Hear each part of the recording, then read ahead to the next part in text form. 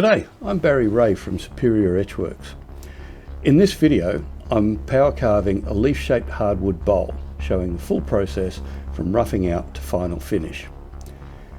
After bandsawing the blank shape, I start with the Arbortech power carver and the turbo scraper to rough out the outside of the bowl. Working the outside first gives you a flat base to hold the workpiece while carving the interior. If you carve the interior first, like a lot of folk do, you'll quickly find the workpiece becomes a bit of a nightmare to hold securely.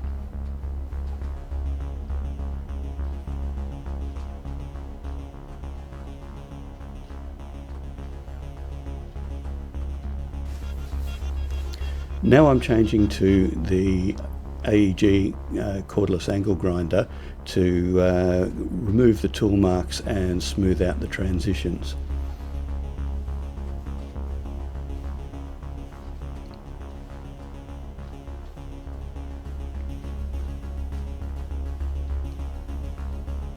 Swapping now to the 80mm Metabo random orbit sander to smooth everything out and get very close to our final finish.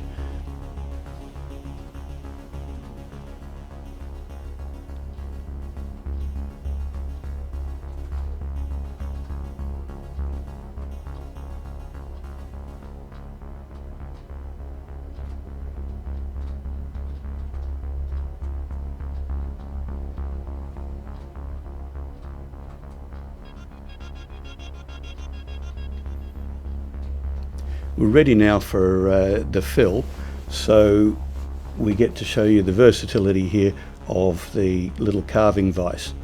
I've screwed a piece of melamine coated chipboard to the vise head and now hot glued the bowl down. There'll be no clamps getting in the way while I'm working on the inside of the bowl. You can see how steady the bowl is held. I've used this little vise to do 85cm dough bowls. I'm using the AEG subcompact drill to give myself some holes to guide the depth so that I don't go through the bottom of the bowl. I'm now back onto Arbortech tools and using the mini carver with the mini industrial blade to rough out the inside of the bowl. The vise here is showing its versatility. It's very easy to adjust the position of the bowl while I'm carving.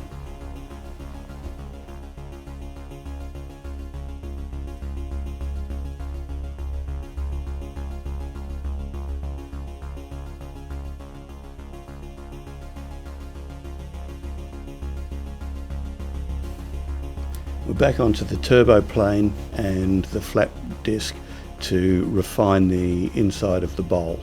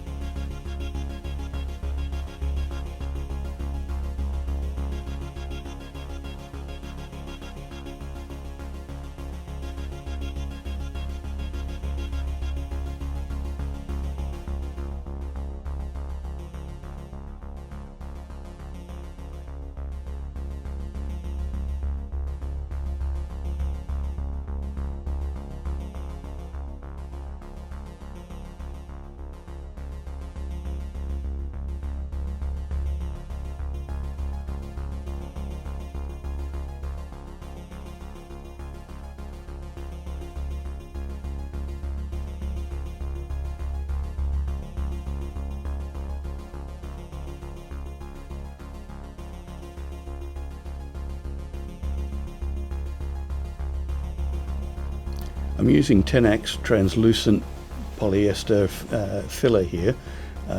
This gives me a good fill that matches well with the wood and doesn't drip all over the place like epoxy does.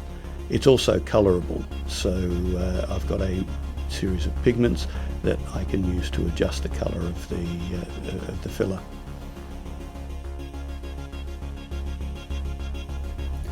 Sanding the interior with a bowl sanding bit on the subcompact drill. This reaches into the curves nicely and gets things ready for the final hand sanding.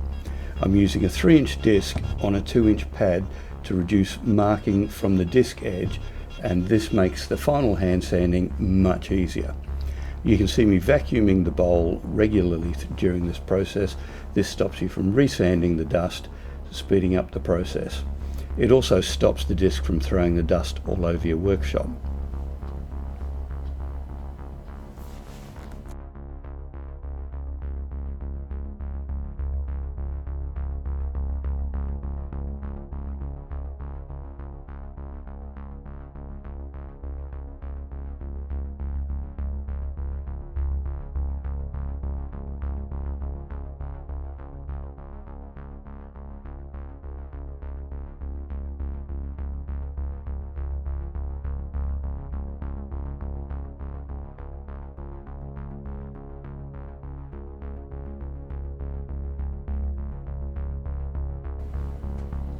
We're onto the hand sanding now, using a flexible Velcro sanding block with another oversized disc for the same reason.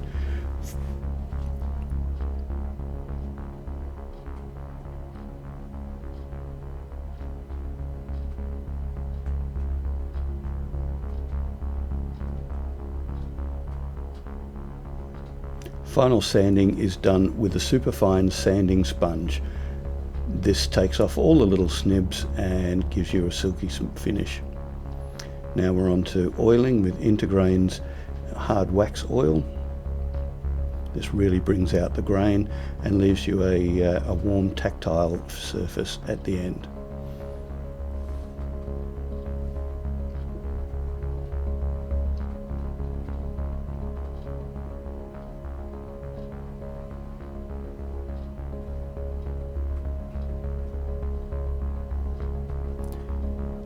Finally, I'm just using my Rayjet 300 laser engraver to engrave my signature and the date of completion on the bottom of the bowl.